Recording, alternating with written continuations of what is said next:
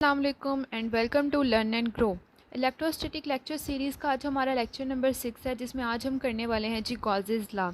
Gauss's law से पहले हम सबसे पहले स्टार्ट में कूलम्स लॉ हम लोगों ने पढ़ा, फिर हमने इलेक्ट्रिक फील्ड का कॉन्सेप्ट पढ़ा, फिर उसके बाद electric field lines and electric field intensity हम लोगों ने पढ़ी, और लास्ट लेक्चर में हमने इलेक्ट्रिक फ्लक्स पढ़ा। और आज हम पढ़ने वाले हैं जी गॉसेस लॉ।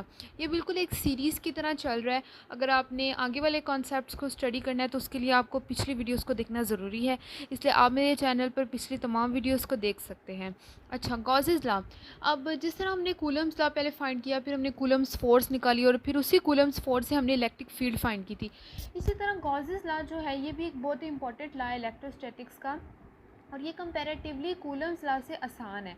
ये हम आगे स्टडी करेंगे तो आपको भी समझ आएगी कि ये जो लॉ है इससे किसी भी ऑब्जेक्ट से या कहीं से भी इलेक्ट्रिक फील्ड अगर हमें फाइंड करने के लिए दे दी जाए तो गॉसेस लॉ से फाइंड करनी ज़्यादा इजी होती है। सबसे पहले मैं इसकी डेफिनेशन आपको बताऊंगी। इसकी डेफिनेशन कुछ इस तरह से है कि द फ्लक्स आपको पता है the number of electric field line passing through a surface of area element. ठीक है, किसी भी सरफेस में से, वो किसी भी तरह का सरफेस हो सकता है, उसमें से जो इलेक्ट्रिक फील्ड लाइंस गुजर रही होती हैं उनका जो नंबर है उसको हम फ्लक्स कहते हैं कि कितनी इलेक्ट्रिक फील्ड लाइंस गुजर रही हैं। ठीक है, थ्रू एनी क्लोज्ड सरफेस। अब ये बात याद रखनी है कि हम यहाँ पर फ़िलहाल क्लोज सरफेस की बात करें। ठीक है, किसी भी क्लोज्ड सरफेस में से। क्लोज सरफेस कोई भी हो सकता है, यानी कोई आर्बिट्रेरी शेप भी हो सकती है, या सर्कल स्फीयर कुछ इस तरह से भी हो सकता है। ठीक है, लेकिन उसको क्या होना चाहिए, it should be closed. Close surface is 1/epsilon naught times the charge enclosed in it. यानी किसी भी क्लोज्ड सरफेस में से जो क्लोज्ड हो उसमें से अगर आपने फ्लक्स फाइंड करना है तो it is equal to 1/epsilon naught times the charge enclosed in it. ठीक है, अब इसी की मैं मैथमेटिकल फॉर्म कुछ इस तरह से लिखूंगी कि हम गॉसेस लॉ को इसी तरह डिफाइन कर रहे हैं। द फ्लक्स, ठीक है, इलेक्ट्रिक फ्लक्स की बात हो रही है तो स्मॉल ई और फ्लक्स मैंने लिख दिया। Through any close surface is 1/epsilon naught times 1/epsilon naught times the charge enclosed in it. Charge enclosed in it, right. यही है हमारे पास गॉसेस लॉ की मैथमेटिकल फॉर्म, और यही उसकी डेफिनेशन है। यानी अगर आप डेफिनेशन को अच्छी तरह से स्टडी कर ले तो आपके लिए उसकी मैथमेटिकल फॉर्म जो है वो लिखनी आसान हो जाएगी। और आप दुनिया की भी कोई भी किताब खोल लें तो उसमें गॉसेस लॉ की आपको यही डेफिनेशन मिलेगी। यही इसकी खासियत है कि इसकी इतनी सिंपल डेफिनेशन है, आप किसी भी लेवल पर चले जाएँ, आप मास्टर्स लेवल पर चले जाएँ, एमफिल लेवल पर चले जाएँ, आपको गॉसेस लॉ की यही डेफिनेशन मिलने वाली है। यही इसकी सिंप्लिसिटी है जिसकी वजह से इसको समझना या इससे इलेक्ट्रिक फील्ड फाइंड करना बहुत आसान हो जाता है। ये जो मैंने यहाँ पर डेफिनेशन लिखी है और इसकी मैथमेटिकल फॉर्म लिखी है, मैं आपको इससे किसी भी एक आर्बिट्रेरी शेप के ऊपर अप्लाई करके दिखाऊंगी। अच्छा, यहाँ पर मैंने एक आर्बिट्रेरी शेप बनाई है, यानी ये कोई फिक्स्ड शेप नहीं है। आप कह सकते हैं कोई भी एक आर्बिट्रेरी शेप का कोई सरफेस है मेरे पास, आप देख सकते हैं कि अकॉर्डिंग टू डेफिनेशंस रिक्वायरमेंट ये क्लोज्ड है। ठीक है, अब उसमें डिफरेंट जो हैं वो चार्जेस पड़े हुए हैं। Q1 है, Q2 है, Q3 है, Q4 है, Q5 है, अप टू Qn। ठीक है, मैंने Qn तक बनाया है, इसका मतलब इसमें ढेर सारे चार्जेस पड़े हुए हैं। और अब मुझे फाइंड करने के लिए कहा गया कि मैं इसमें से इलेक्ट्रिक फ्लक्स फाइंड करके दिखाऊं थ्रू गॉसेस लॉ। तो हमारे पास गॉसेस लॉ के आप देख सकते हैं कि जो मैथमेटिकल फॉर्म है वो कुछ ये है। ठीक है, flux is equal to 1/epsilon naught times the charge enclose. ठीक है, तो मैं लिख देती हूँ flux is equals to 1/epsilon naught times charge enclose. अब आप देखिए इसमें कितने चार्जेस हैं। ये मैंने बताया कि ये आर्बिट्रेरी शेप है जिसमें n चार्जेस हैं, तो मैं यहाँ पर n चार्जेस लिखूँगी।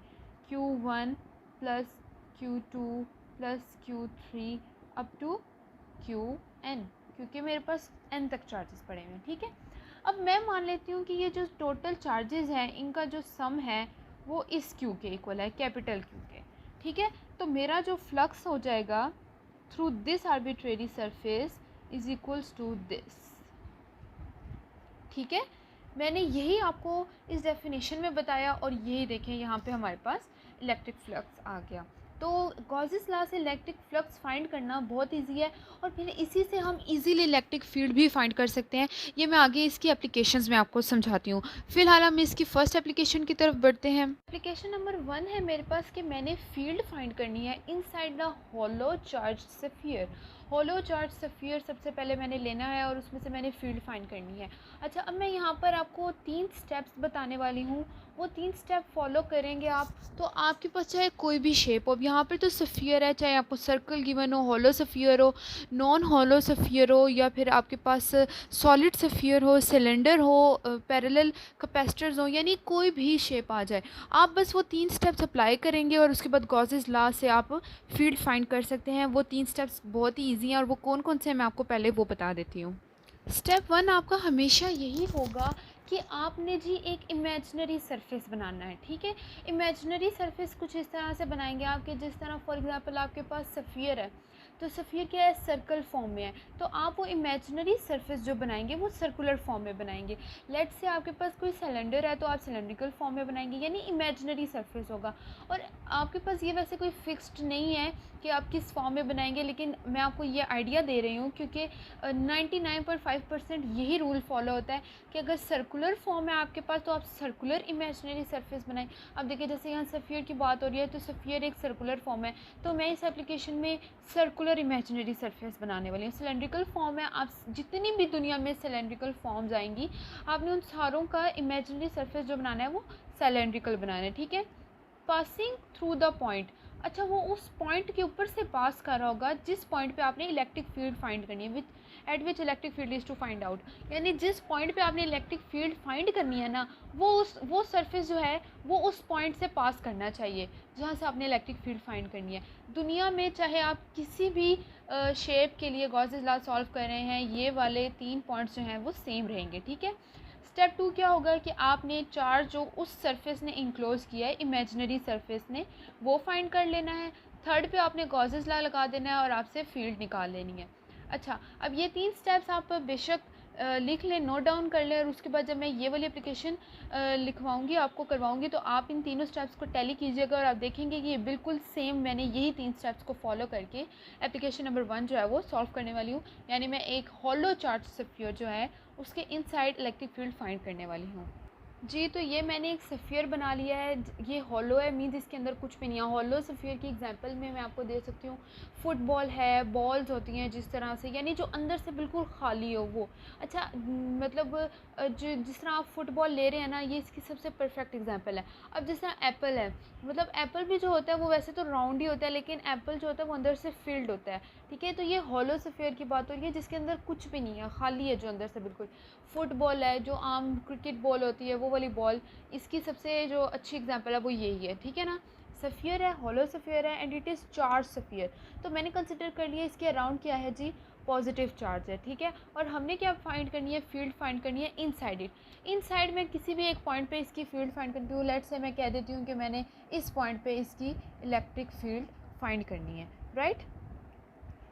यानी आप इनसाइड कोई भी पॉइंट ले सकते हैं, ज़रूरी नहीं आप यही लें, आप यहाँ पे भी कहीं ले सकते हैं, यहाँ पे भी ले सकते हैं, ठीक है। मैंने स्टेप 1 ये बताया था कि आपने इमेजिनरी सरफेस बनाना है, जिसको हम इमेजिनरी गॉसियन सरफेस भी बोलते हैं, या सिंपल गॉसियन सरफेस भी बोलते हैं, थ्योरेटिकल सरफेस भी बोल देते हैं, ठीक है। यानी आपने एक इमेजिनरी सरफेस बनाना है। और मैंने ये भी बताया था कि जो शेप गिवन होती है यूजुअली उसी शेप का आप गॉसियन सरफेस बनाते हैं।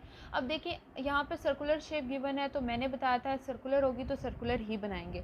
तो मैं भी यहाँ पे एक सर्कुलर इमेजिनरी सरफेस बनाने वाली हूँ। किस तरह से बनाती हूँ आप देखें। तो ये मैंने बना दिया है जी इमेजिनरी गॉसियन सरफेस, ये वाला, ठीक है। और ये क्या है, देखिए ये दोनों रिक्वायरमेंट्स को पूरा कर रहा है कि एक तो इमेजिनरी गॉसियन सरफेस है और दूसरा ये उसी पॉइंट से गुजरा है जहाँ पे मैंने इलेक्ट्रिक फील्ड फाइंड करनी थी। ये दोनों बातें मैंने आपको स्टेप 1 में बताई थी, ठीक है। स्टेप 2 क्या था कि हमने क्या करना है जी, इसके इनसाइड, यानी जो इस इमेजिनरी सरफेस के अंदर जो चार्ज इंक्लोज्ड हुआ है वो फाइंड करना है, ठीक है।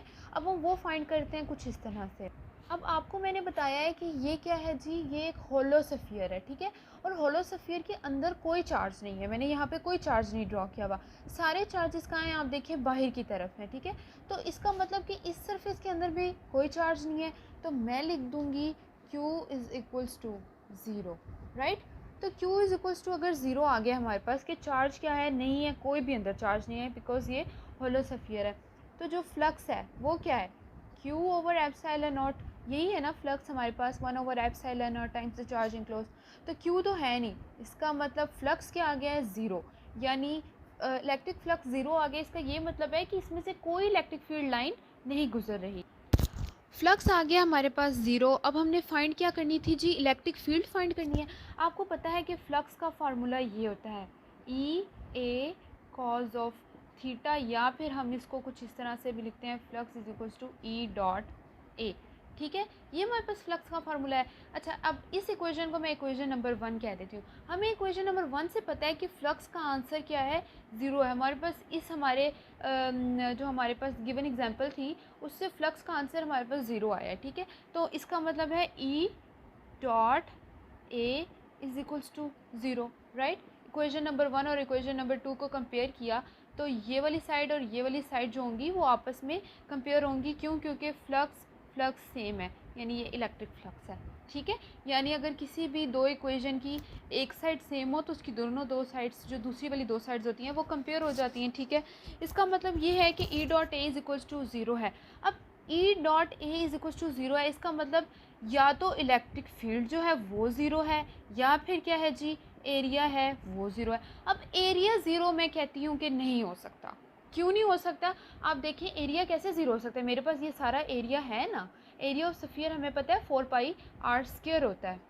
ठीक है, और रेडियस भी है इस जगह पे मौजूद है, तो ये चीज़ जो है एरिया ज़ीरो नहीं हो सकता। क्यों? क्योंकि मेरे पास एक ऐसी शेप है जिसका कोई ना कोई एरिया है, तो एरिया तो ज़ीरो नहीं हो सकता। इसका क्या मतलब है कि इलेक्ट्रिक फील्ड ज़ीरो है। इसका मतलब आ गया है कि जी एक होलो स्फीयर की इलेक्ट्रिक फील्ड हमारे पास क्या आ गई है जी, ज़ीरो, राइट।